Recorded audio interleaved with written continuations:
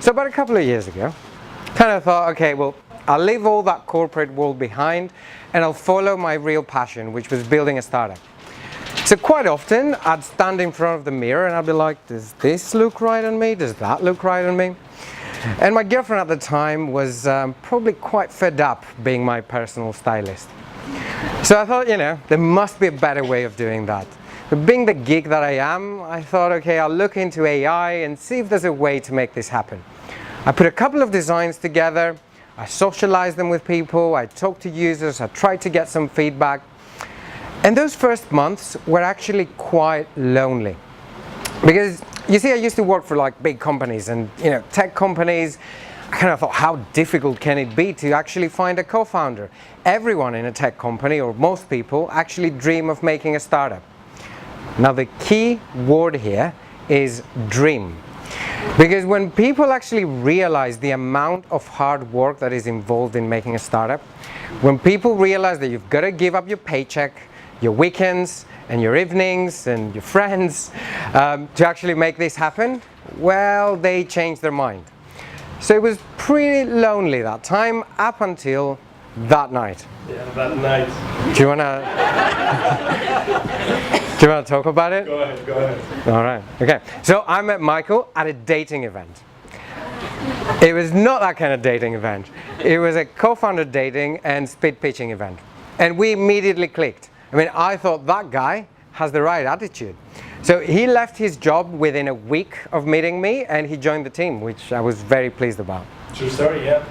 So my entrepreneurial journey started back at the university, just like that guy. Get in the way. So I studied mathematics and I created an online forum for mathematicians back in Greece. And it actually grew out to be one of the largest communities for mathematicians back then. Then I moved to London and I always had some kind of a side hustle. So I started coding games for Android and iPhone. But then I wasn't getting the numbers that I wanted. And I thought I needed a bigger dream and a team to make that happen. Now, that's when I came to reload Greece. Well, at least my style has a Greece, is that? So I was very lucky to be paired with an amazing mentor.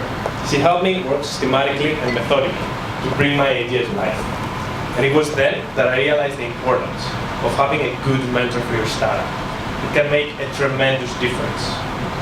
Now, unfortunately, having a good mentor is not enough. You need a great and amazing team. Now, that's when I met Kostas. That's us back in the day. I lost a bit of weight, all good. So I immediately fell in love with his passion and his vision.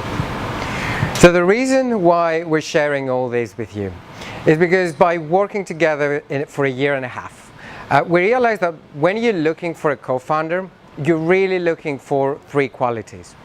Number one is grit. I mean, you need somebody that is really prepared to give up everything to make this happen.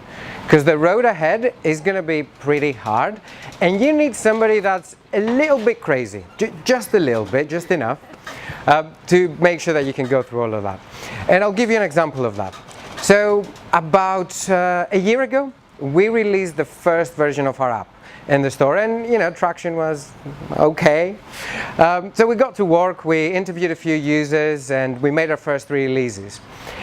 And you know what? The numbers just didn't want to move, like at all. So at the time, we just raised our first money from Innovate UK. That was the government's innovation agency. So the money was not enough to actually pay ourselves a salary. It was enough to pay everyone else, but not ourselves. So we were faced with this dilemma of, do we move on with an idea that has no traction or very little, and hire all these people and commit to work for another year without a salary? And that night I called Michael up and I was ready to call the whole thing off, and he actually stopped me from doing that, and I'm still grateful for him for doing that. Now, since then, we went on to make more than 30 applications for funding. We spoke to accelerators, VCs, went to networking events, tried crowdfunding, you name it. And every time we had a no, we had to get up. So Eventually, a brave VC decided to invest in us, and we raised $600,000. And we're still grateful to them up until today, because what we realized was that what they were investing on was not the product at the time, because the product at the time will inevitably change. It was the team that they were investing on, and that was the thing that stays constant. And any VC that invests at that stage knows that very well. Now, number 2, ability to learn. When I joined Intelistyle, there were a lot of things that we didn't know, and we didn't know we didn't know. I had some experience in coding and databases, but I was in no way prepared for what's here. I had to learn how to code large-scale systems that can support 1,000 requests overnight. I had to learn how to make a PR release with zero budget. And fast forward a few months, we've been mentioned in Forbes, Telegraph, we even made the cover of a magazine. So, if I can leave you with one quote from recent browsing, it would be, if an opportunity arises and you have no idea how to do it, say yes, then learn how to do it later. And then there was that flight.